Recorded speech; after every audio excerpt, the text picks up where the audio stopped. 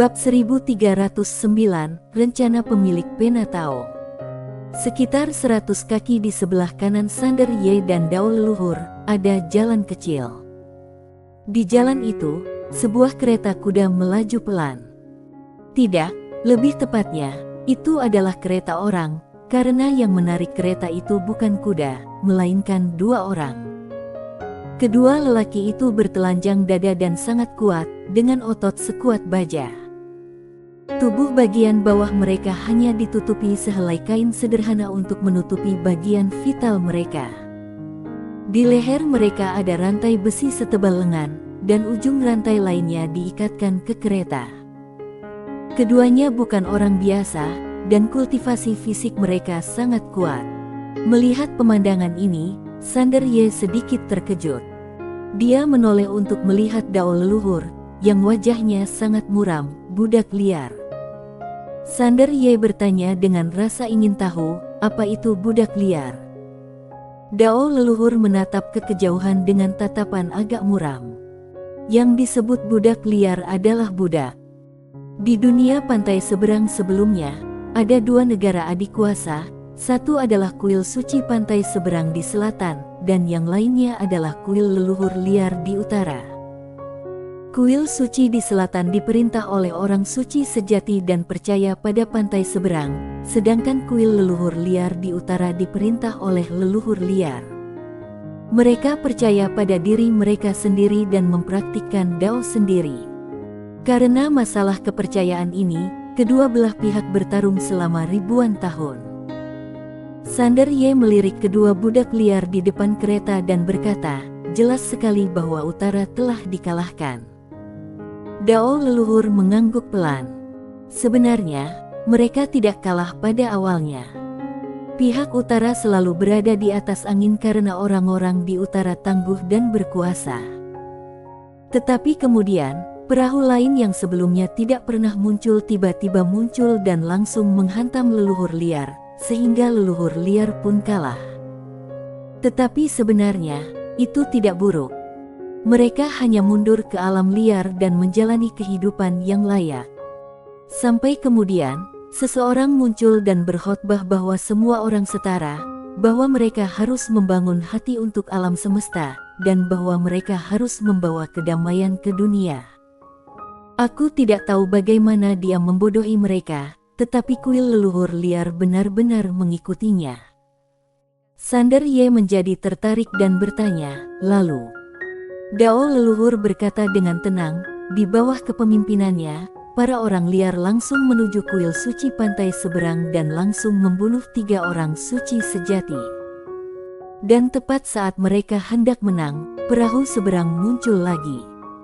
Dan hasilnya adalah si sesat, pemilik pena Tao, dipenjara di 10 tingkat alam semesta, dan perahu seberanglah yang mengirimkan laut pahit untuk menekannya secara pribadi. Dan banyak sekali orang di kuil leluhur liar yang diperbudak oleh selatan dan menjadi budak.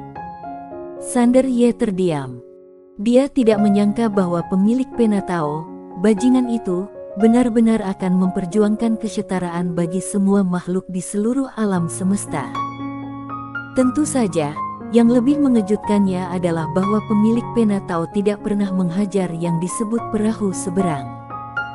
Ini membuatnya merasa sedikit aneh. Meskipun dia juga merasa bahwa orang itu bukanlah seorang manusia, tetapi di dalam hatinya, dia sangat mengakui kekuatan dari pemilik pena Tao, yang mungkin saja lebih kuat dari Fasa Fan. Dao leluhur melanjutkan, pemilik pena Tao telah menyebabkan kerusakan besar pada kuil leluhur liar. Sander Ye tidak bertanya apa-apa lagi, tetapi perlahan menutup matanya. Tuan Pagoda, katakan padaku, mungkinkah kedatanganku ke sini adalah sebuah jebakan yang dibuat oleh pemilik pena Tao?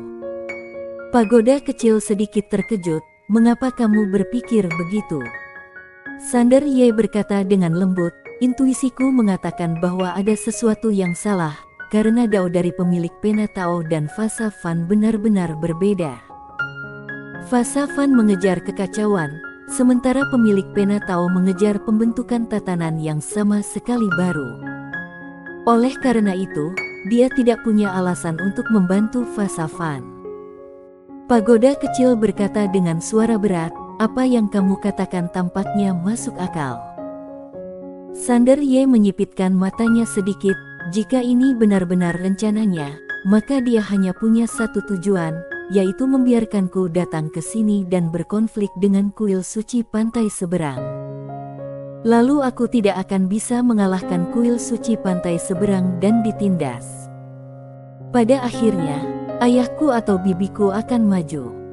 Orang suci sejati itu pasti tidak akan bisa mengalahkan bibi dan ayahku, dan perahu pantai seberang yang legendaris pasti akan muncul. Pemilik Penatao ingin menggunakan aku dan menggunakan bibiku untuk menghancurkan kuil suci pantai seberang dan perahu pantai seberang yang menjebaknya. Pada saat ini, ekspresinya tiba-tiba menjadi suram. Mengapa musuhku selalu begitu kuat? Begitu kuatnya sampai tidak masuk akal. Dia pasti melakukan sesuatu di balik layar. Pada saat ini, pikirannya tiba-tiba menjadi jernih. Musuh selalu luar biasa kuat. Tidak diragukan lagi bahwa Sander Ye menjadi sasaran dan diatur. Pagoda kecil berkata, menurutku analisismu masuk akal. Masalah ini memang aneh. Pemilik Penatao pasti ingin memanfaatkanmu untuk melakukan sesuatu. Harus dikatakan bahwa dia ingin memanfaatkan bibimu untuk melakukan sesuatu, tetapi dia tidak berani berkomplot melawan bibimu secara terbuka. Oleh karena itu, dia hanya bisa berkomplot melawanmu. Ketika kamu dipukuli sampai mati, bibimu dan ayahmu tidak akan benar-benar mengabaikannya. Begitu ayahmu dan bibimu keluar, mereka pasti akan membunuh. Misalnya, jika perahu pantai seberang keluar untuk menargetkanmu, tingkat keberadaan ini jelas bukan sesuatu yang bisa kamu hadapi. Pada saat itu, keluargamu harus turun tangan lagi.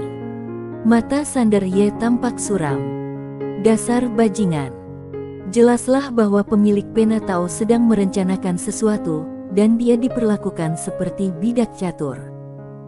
Tapi dia tidak tahu apakah ada orang lain yang bermain catur selain pemilik Penatao.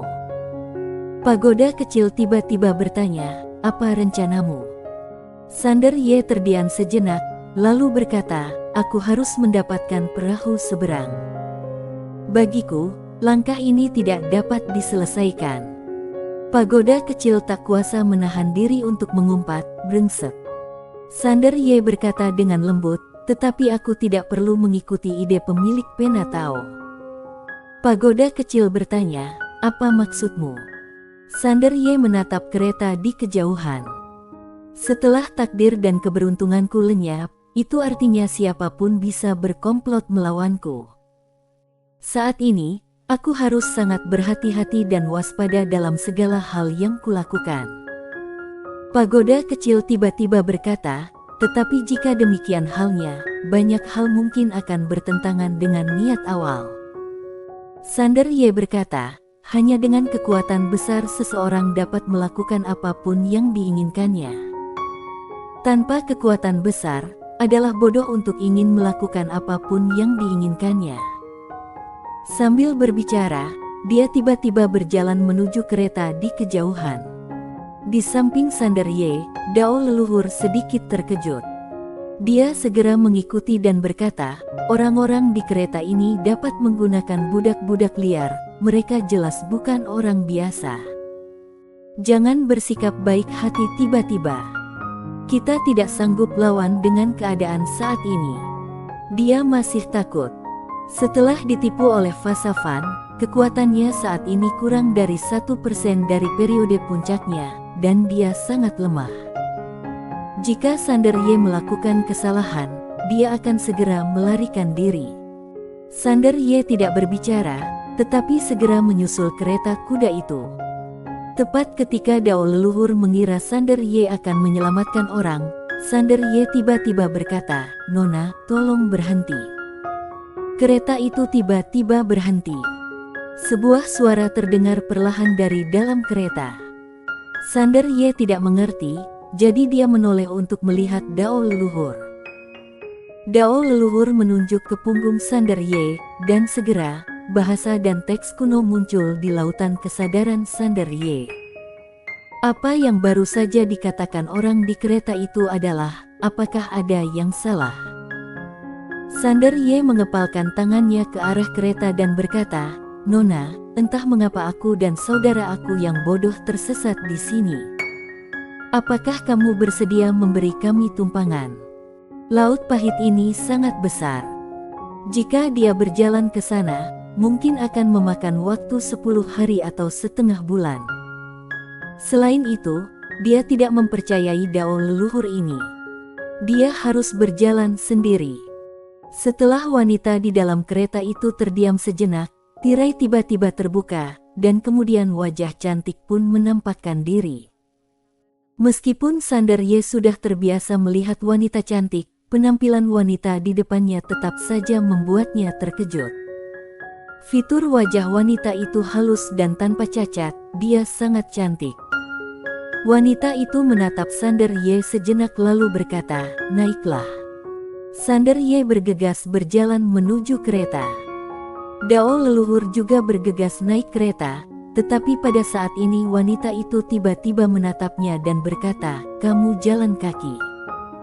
Dao leluhur sedikit tertegun, lalu bertanya, "Mengapa?" Wanita itu meliriknya dan berkata, "Jelek." Dao leluhur. Setelah Sander Ye masuk ke dalam kereta, aroma samar tercium di wajahnya. Ruang di dalam kereta tidak terlalu besar, dan dapat menampung sekitar 4 atau 5 orang. Bagian dalam kereta ditutupi dengan kain air yang cerah dan dihiasi dengan pipa emas yang indah. Di sebelah tempat wanita itu duduk, ada rak buku kayu tua yang penuh dengan berbagai buku kuno. Seluruh kereta dipenuhi dengan suasana klasik dan mewah. Di depan wanita itu, ada kompor kecil dengan teh mendidih di atasnya, dan beberapa buah-buahan. Setelah Sander Ye masuk, dia duduk berhadapan dengan wanita itu dan mengepalkan tangannya, "Terima kasih." Wanita itu menatap Sander Ye dari seberang laut. Sander Ye sedikit terkejut, lalu mengangguk, "Ya." Wanita itu berkata dengan tenang, "Bidat." Sander Ye sedikit mengernyit. Wanita itu menatap Sander Ye dan bertanya, "Apakah kamu kenal seseorang yang disebut pemilik pena Tao?" Sander Ye melirik wanita itu dan mengangguk. Wanita itu berkata perlahan, "Dia datang dari sana tahun itu. Setelah datang ke sini, dia berkhotbah bahwa semua makhluk adalah sama. Kemudian dia memimpin kuil leluhur liar untuk menyerang kuil suci pantai seberang. Pada akhirnya, dia dikalahkan dan diusir dari dunia pantai seberang. Orang-orang dari Laut Pahit diidentifikasi sebagai bidat oleh kuil suci pantai seberang. Menurut hukum suci dari kuil suci pantai seberang, semua bidat harus dibakar dengan api suci." Sander Ye terdiam. Pemilik pena Tao ini telah melakukan dosa di mana-mana dan membawa aib bagi Bima Sakti. Wanita itu menatap Sander Ye, "Apakah kamu kenal dengan pemilik pena Tao?" Sander Ye mengangguk, "Tidak begitu familiar, tapi aku mengenalnya." Wanita itu bertanya dengan tenang, "Bagaimana keadaannya sekarang?" Sander Ye, "Aku mendengar dia membersihkan toilet." Wanita itu mengernyit sedikit, "Membersihkan toilet? Apa maksudmu?" Sander Ye bertanya balik, "Setelah bertahun-tahun, apakah kamu masih membenci pemilik pena Tao?" Wanita itu mengangguk. Dia adalah penganut bidat nomor 1 dan dianggap sebagai musuh besar di sini. "Beruntung sekali kamu bertemu denganku. Kalau tidak, jika kamu berjalan sedikit lebih jauh ke depan, kamu akan bertemu dengan para penjaga kuil suci pantai seberang." Sander Ye menatap wanita di depannya, "Mengapa Nona bersedia membantu kami?" Wanita itu berkata, "Aku sedikit penasaran dengan dunia di sana." Sander Ye mengangguk, "Aku bisa menjawab apapun yang ingin diketahui Nona." Wanita itu menatap Sander Ye dan berkata, "Laut Pahit begitu kuat sehingga bahkan orang suci sejati pun akan kesulitan menyeberanginya. Bagaimana kamu bisa sampai di sini? Sander Ye terdiam. Wanita itu menatap Sander Ye, menunggu jawaban. Setelah terdiam cukup lama, Sander Ye berkata pelan, "Saudara-saudaraku mempertaruhkan nyawa mereka untuk melindungiku." Bersambung.